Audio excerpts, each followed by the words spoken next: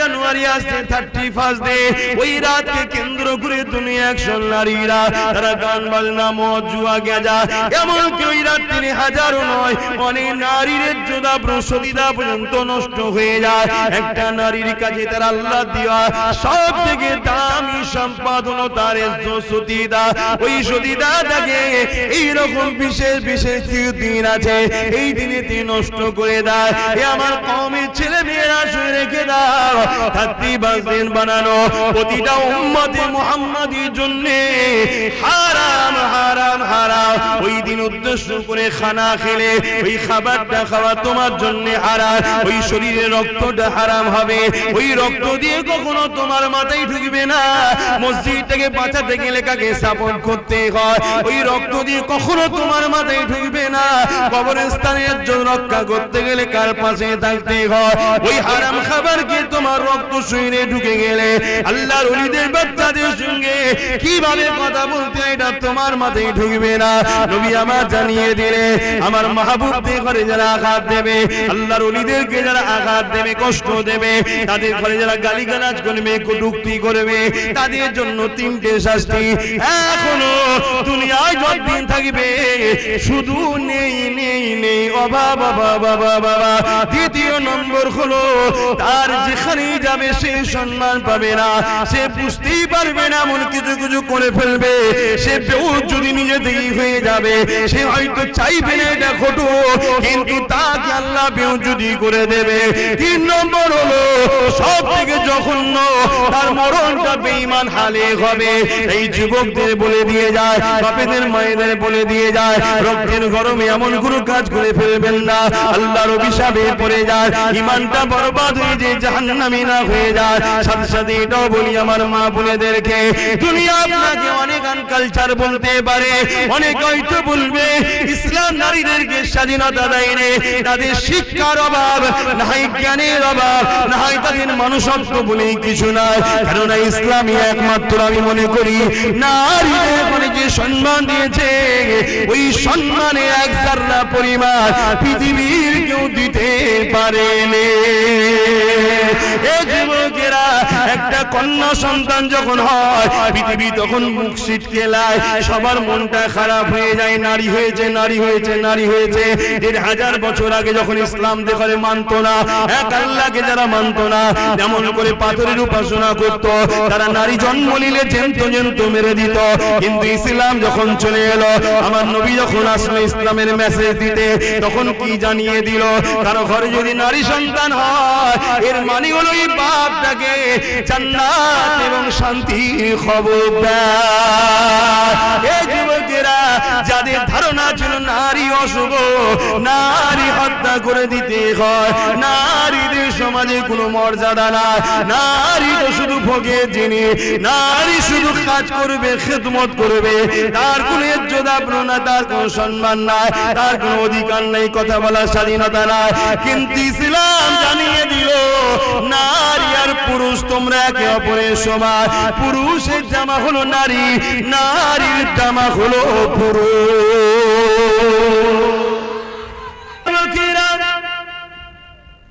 আমার আম্মা জানেরা বুড়িরা শুয়ে রেখে দেন, আল্লাহ জাহান্নামটা বড় কঠিন।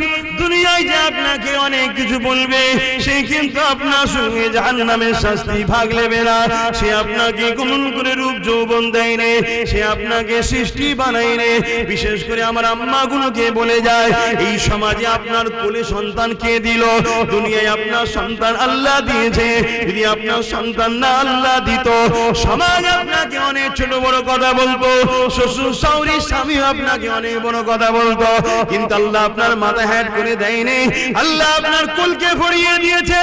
এ আমার আম্মা, আল্লাহ দিয়া নিয়ামত পেয়ে আল্লাহকে ভুলে যাবেন না। আর আমার ওই বোনগুলোকে বলবো, যাদেরকে আল্লাহ সুস্থ পা দিয়েছে, সুস্থ হাত দিয়েছে, সুস্থ চেহারা দিয়েছে, সুস্থ চোখ দিয়েছে, আল্লাহ খুদ দেয়নি, আল্লাহ যদি প্যারালাইসিস করে দিত দুনিয়ার কেউ তোমাকে পছন্দ করতো না। আল্লাহ যদি তোমাকে চোখে কানা করে দিত, দুনিয়ার কেউ তোমাকে পছন্দ করতো না। আজকে আল্লাহ তোমাকে সব কিছু দিয়েছে, তা দিয়া জিনিস নিয়ে তুমি আল্লাহর বিরুদ্ধে লাগাওনি। তোমার জীবনে মাকসাদ একটাই হবে, আমার আল্লাহ দিয়েছে, আমার আল্লাহর রাস্তায় চালাবো। যে কাজ করলে আল্লাহ খুশি হয় সে কাজ করব। আমি আমার স্বামীর জন্য, অন্য কারোর জন্য নয়। আমি দুনিয়া জমিনে কোরআন পড়বো এই জবান দিয়ে, এই চোখ দিয়ে কোরআন দেখবো, এই চোখে স্বামীকে দেখবো, এই চোখে মা বাপকে দেখবো, এই চোখে আমার সন্তানকে দেখবো। এইভাবে তুমি চলার চেষ্টা করো। দুনিয়া তোমাকে অনেক কিছু বলবে, আয় ঘরের বাইরে চলে আয়, তোকে চাকরি দেবো, আয় ঘরে চলে আয়, তোকে সমাজের লিডার নেত্রী বানিয়ে দেবো, আয় চলে আয় দুনিয়ার বাইরে, তোকে টাকা দেবো, ধন দৌলত দেবো। মা বোনেরা, এই 500, 1000, 2000, 10,000 নিতে গিয়ে এমন একটা দিন বিপদ এসে যাবে, যেটা মায়ানমারে ঘটে গেল আপনার উপরে ঘটবে, যেটা বিভিন্ন জায়গায় ঘটছে আপনার উপরও ঘটবে।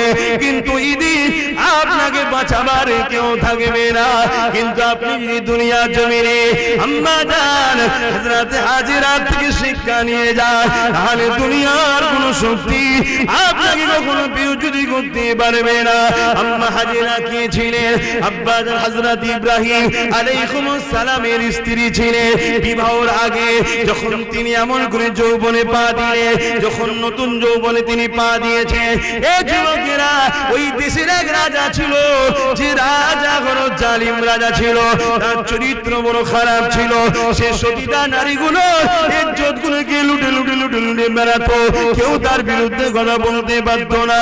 তার পাওয়ারের জোরে মানুষ যখনই কথা বলতো তাদেরকে কতল করে দিত, জেলে দিত। এই সময়তে ওই রাজার কাছে এমন সময় একজন মহিলা এসে খবর দিল, এ রাজা মশাই, তোমাকে এমন একটা মেসেজ দেবো, যে মেসেজটা শুনে তুমি অবাক হয়ে যাবে। তুমি জমিনে অনেক নারীর ইজ্জত লুটেছো, অনেক নারীর সতীতা নষ্ট করেছো, অনেক নারীর জীবনকে তুমি নষ্ট করে দিয়েছো, কিন্তু তোমাকে আজকে এমন একটা আম্মা জান হাজেরা হুজুরের কথাটা একটু বলবো। আমার আম্মা বোনেরা, আম্মা হাজেরা অনেক বড় বড় সময় দিয়ে খেয়াল করে মেন জায়গায় বলি, অনেক খোঁজ খবর নিয়ে বাধা বিঘ্ন অনেক চেষ্টা করার পরে একদিন আম্মা জান ওই বাদশার হাতে ধরা পড়ে গেল। বাদশা বন্দি করে ফেলল, করে নিয়েছে রাজার ঘরে খাস কামরায় আম্মা হাজেরাকে দিয়ে বাইরে থেকে দরজা দিয়েছে। অনেক জঙ্গল টঙ্গল অনেক চেষ্টা করেছে নিজের ইজ্জতকে বাঁচাবার। এই যুবকেরা গভীর আমল করে রাজ দরবারের কাজ মিটিয়ে দিয়ে রাজা যখন ঘরে প্রবেশ করতে লেগেছে, অর্থাৎ আম্মা হাজেরা যে ঘরে বন্দী আছে ওই ঘরে প্রবেশ করতে লেগেছে। কেন? বাদশা বদমাইশ বাদশা, বাদশা চরিত্রহীন বাদশা, বাদশা জালিম বাদশা, বাদশা তার নোংরা খেয়াল মিটাবে বলে আম্মার ঘরে দিয়ে প্রবেশ করতে লেগেছে। বয়স একেবারেই হালকা, সবে যৌবনে পা দিয়েছে, ফুটফুটে কুমারী মা আমার এমন করে যখন দরবারে পা দিয়েছে, যখন ঘরের মধ্যে ঢুকতে যাবে, দরজা যখন ঠেলতে যাবে, আম্মাকে এক নজর দেখেছে। আম্মা সঙ্গে সঙ্গে আসমানি দিয়ে আড্ডা তুলে বলেছে, আল্লাহ, হাজেরা কখনো নিজের খুশি মনে একটা পাকে তোমার বিরুদ্ধে আগাইনে, সর্বসময় নিজেকে ঢেকে রেখেছিল। কেন? তুমি খুশি হবে, সর্বসময় নিজেকে পর্দায় রেখেছিল। তুমি খুশি হবে, সর্বসময় বেগানা পুরুষ থেকে দূরে রেখেছিল। তুমি খুশি হবে, তার জন্য জঙ্গলও পালাতে হয়েছে, অনেক কিছু করেছি আল্লাহ, কিন্তু আজকে আমি ফেসে গেছি। এই জালিমের সঙ্গে লড়াই করে আমি মেয়ে ছেলে পারবো না, তাই আপনাকে সাহায্য করি। এই অসহায় সময় আপনি আমার জন্য যথেষ্ট, আমি তা আপনার জন্যই করেছিলাম। আজ আমার পবিত্রতাকে আপনি রক্ষা করবেন, বলাও শেষ হয়ে যায়। আম্মা দেখতে পেলেন আমার আল্লাহ সাইয়ুল কাদির, তিনি কি না পারে ওই রাজার ঘর, মার্বেল মকমল লাগানো দামি ঘর, রাজার ঘর, ওই পাকা জমিনের উপরে আমার আল্লাহ রাজাকে 1 হাঁটু পরিমাণ পুঁতে দিল। আরো জোরে বলো,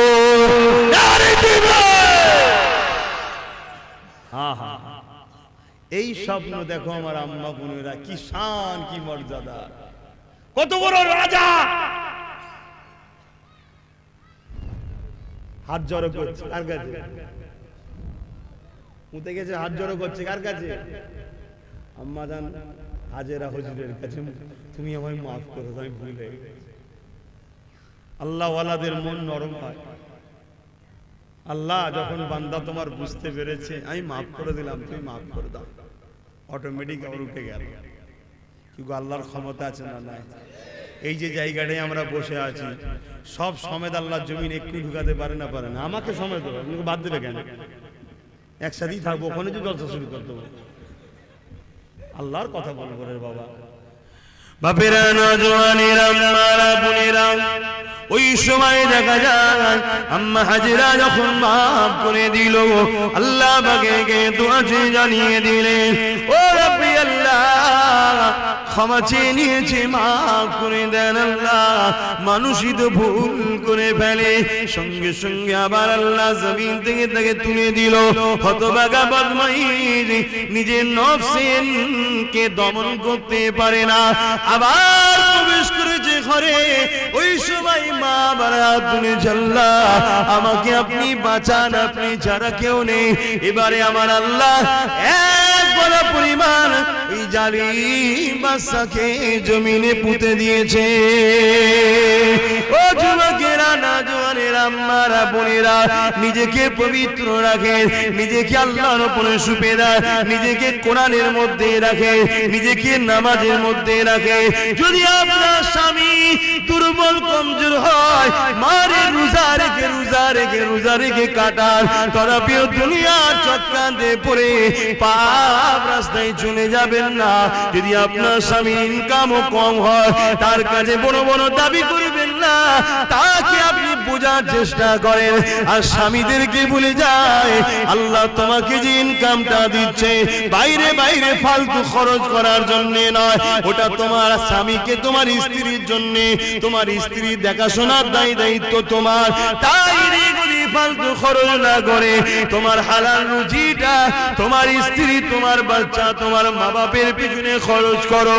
তুমি যখন তোমার স্ত্রীর পিছনে খরচ করবে, তাকে কাপড় কিনে দিবে, তার খাওয়া দাওয়া চিকিৎসা দেখবে, তার থাকার সুন্দর ব্যবস্থা করার জন্য খরচ করবে। এ স্বামীরা শুনে রেখে দাও, ওই খরচটাকে আল্লাহ তার রাস্তাতে খরচের সঙ্গে শামিল করে দেবে। এ যুবকেরা, তরুণেরা, বাবেরা, এ নবী পাকের প্রেমিকেরা, আম্মা জান হাজেরা এই সময় তখন তুই বাদশা জালিম আম্মা জান হাজেরাকে বলতে লেগেছে, হাজেরা রে, আমি বড় ভুল করে ফেলেছি। আম্মা বলতে লেগেছে, জালিম রে, তুই বড় কথাকে অমান্য করি, তোর জবানের দাম নেই, আর তোর জন্য আল্লাহকে বলবো না, তুই বড় বদমাইশ। ওই সময় জালিম কি বলেছে, ও হাজেরা, এবার থেকে আমি যা বাদশা তোমাকে মা বলে ডেকে নিলাম। মা হয়ে একবার ছেলেকে মাফ করে দাও। ছেলে কখনো মায়ের সঙ্গে তো খারাপ নজরে তাকাতে পারে না। হাজেরা রে, আমাকে ছেলে বলে মেনে নিয়ে তোমাকে আমি মা বলে সম্বোধন দিয়ে দিলাম, মায়ের মর্যাদা দিয়ে দিলাম। এই সময় আম্মা হাত তুলতে লাগলে, ও আমার আল্লাহ, একে তওবা করার ক্ষমতা দেয়, একে মাফ করে দেয়, একে ভালো হবার তৌফিক দেয়। আম্মা দোয়াকে কবুল করে নিয়ে ওই বাচ্চাকে জমিন থেকে শুধু আল্লাহ তুললো তা নয়, দুনিয়ার সমস্ত বুরাই খারাপ থেকে আল্লাহ তাকে পবিত্র বানিয়ে দিল।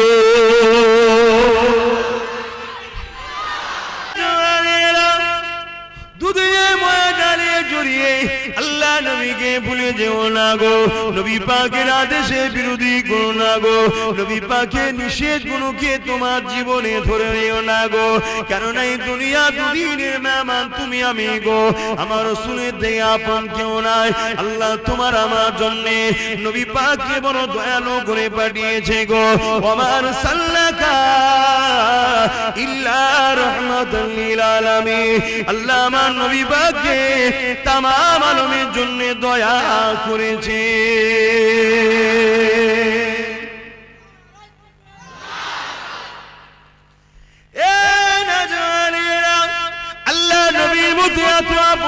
আছে দেখো তো দেখি।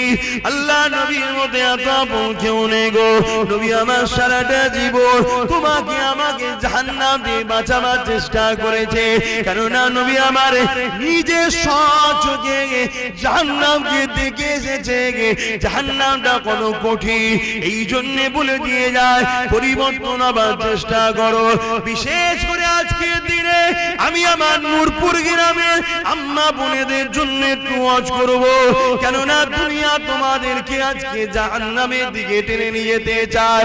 মারে যখনই দুনিয়া তোমাকে কোনো কাজে ডাকবে তোমাকে একবার ভাবতে হবে এই কাজে গেলে আমার রাসূলের আদেশ আছে না নিষেধ আছে। আল্লাহ নারাজ হবে না বেজার হবে, আল্লাহ খুশি হবে না নারাজ হবে, এটা আমাদেরকে মানতে হবে। যদি না ফলো করো মা, নবী পাকের হাদিসটা শুনে নাও। আল্লাহ নবী মিরাজের রজনীতে যখন জাহান্নাম দেখেছিল নবী আমার জানিয়ে দিলে জাহান্নামের মধ্যে নারীদের সংখ্যা বেশি ছিল। আল্লাহ নবী তাই বলে দিয়েছে নারীরা তোমরা পর্দা করো পর্দা করো, কেননা দুনিয়ার জমিনে জাহান্নামে যাওয়ার পিছনে নারীদের সংখ্যা বেশি হওয়ার পিছনে প্রথম নম্বর কারণ হলো বেপর্দা হওয়ার জন্য ওই নারীগুলো জাহান্নামে হয়ে যাবে। এ যুবকেরা আমাদের প্রকাশ্য দুশমন হলো ইবলিস। ওই ইবলিস সর্বসময় চায় আদম আলাইহিস সালামের সন্তানেরা জাহান্নামী হোক, কেন আদম নবীর জন্যই তো ইবলিসকে জান্নাত থেকে বেরিয়ে যেতে হয়েছিল। আদমকে সিজদা না করার জন্য আল্লাহ তাকে বার করে দিয়েছিল গো। এই জন্য ইবলিস টার্গেট করেছে আদম সন্তানগুলোকে জাহান্নামে ঢুকাবো। এ আমার আম্মারা, ইবলিস ডাইরেক্ট আসবে না, ইবলিস বিভিন্ন লোকের মাথায় বুদ্ধি দিয়ে বিভিন্ন পরিকল্পনার নামে বিভিন্ন প্রকল্পের নামে বিভিন্ন সংস্থার নামে বিভিন্ন এনজিওর নামে টাকা দিয়ে ধন দৌলত দিয়ে চাকরি দিয়ে তোমাকে আমাকে বেপর্দা বানাতে লেগেছে। মা বোনেরা জাহান্নামটা বড় কঠিন হবে, তাই তওবা করে ফিরে আসো, নিজের ইজ্জত আবরুকে ঢেকে পর্দা করে আমার আল্লাহ যাতে রাজি ওই রাস্তায় চলতে থাকো। আল্লাহ আল্লাহ।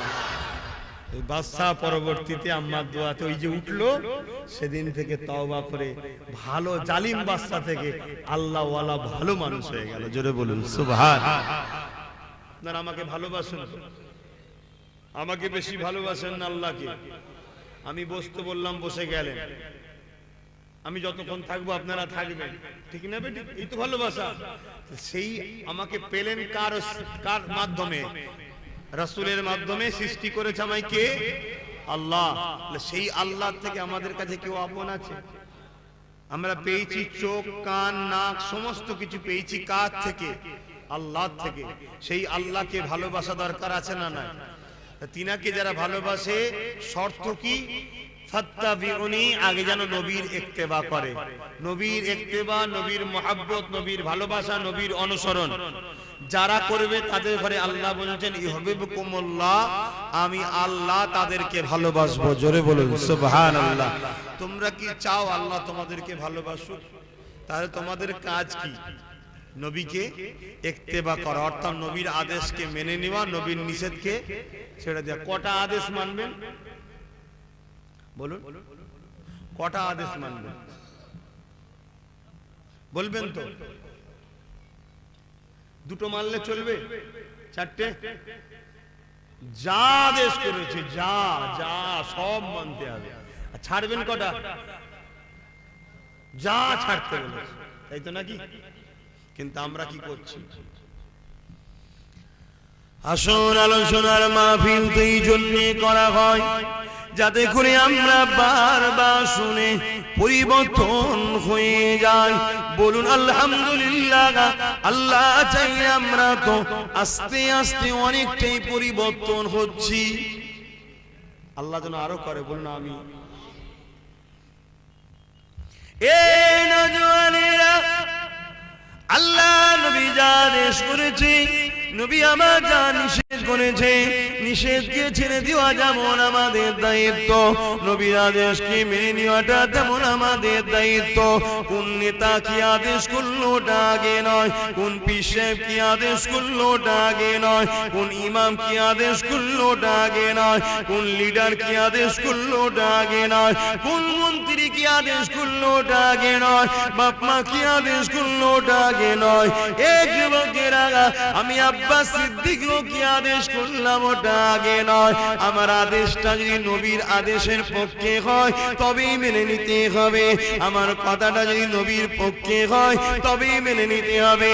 আমার মুখ থেকে কথাটা কিন্তু আদেশটা যদি রসুলের হয় তবেই মেনে নিতে হবে। পীর সাহেবের কথাটা যদি রসুলের কথাই হয় তবে মেনে নিতে হবে। ইমামের কথাটা যদি রসুলের কথা হয় তবেই মেনে নিতে হবে। লিডারের কথাটা যদি নবীর কথা হয় তবেই মেনে নিতে হবে। যদি লিডারের কথাটা, বাপ মায়ের কথাটা, পীরের কথাটা নবীর কথার বেখিলাফ হয়ে যায়, সে যত বড়ই নেতা, পীর সাহেব হোক না কেন, লিডার হোক না কেন, তার কথা ইসলামে মানা হারাম, চলবে না। বুঝতে পারছেন তো? আমরা তাহলে অঙ্কটাকে এইভাবে করবো এবার থেকে। আব্বাস সিদ্দিকীর কথাকেও মিলাতে হবে, যে আব্বাস সিদ্দিকী যেটা বলছে না নবীর বিরুদ্ধে নয় তো, তাহলে চলবে না। আমি আমার কথা বলছি বাপ, কেন সব করা যাবে বাপ, আব্বাস সিদ্দিকীর জন্য জাহান্নামও যাওয়া যাবে না, জাহান্নাম খুব কঠিন। তাই শুনছেন, কারণ আব্বাস সিদ্দিকীর আগেও কিন্তু আমার আল্লাহ আল্লাহ রসুল, ঠিক না বেটি? একদম সাফ কথা বলে দিচ্ছি ভাই। আমি ওই কি বলে নিজের জালে ভরে নেবো আর বন্ধ করে রেখে দেবো, শুধু হ্যাঁ হুজুর করবি, তোদের গেলে করে খাবো, ও ধান্দা মানে ক্লিয়ার কথা বলে দিচ্ছি। মা বাপের কথা রসুলের পক্ষে হলে মানতে হবে, এটা রসুলের হুকুম। জোরে বলুন সুবহানাল্লাহ। মুখটা মা বাপের কথাটা তো রসুলের। ঠিক তেমনি পীর ওলিদের কথা যদি রসুলের পক্ষে হয় মানতেই হবে, মুখটা পীর সাহেবের কথাটা তো রসুলের। ঠিক তেমনি তোমার লিডারের কথাও যদি রসুলের বিরুদ্ধে দাঁড়িয়ে যায়, ও কথা মানা যাবে না। আর পক্ষে যদি হয় বাধা দেয়নি, কথাকে ক্রস করছে না, তাহলে সেই কথা মানতে কোনো অসুবিধা নাই। আর যদি বিরোধী হয়ে যায়, তুমি যদি মানো, তাহলে যা আদেশ করেছে মানা হলো না, তাহলে তোমার ঠিকানা কোথায় হবে? আমার আলোচনা অসুবিধা হচ্ছে।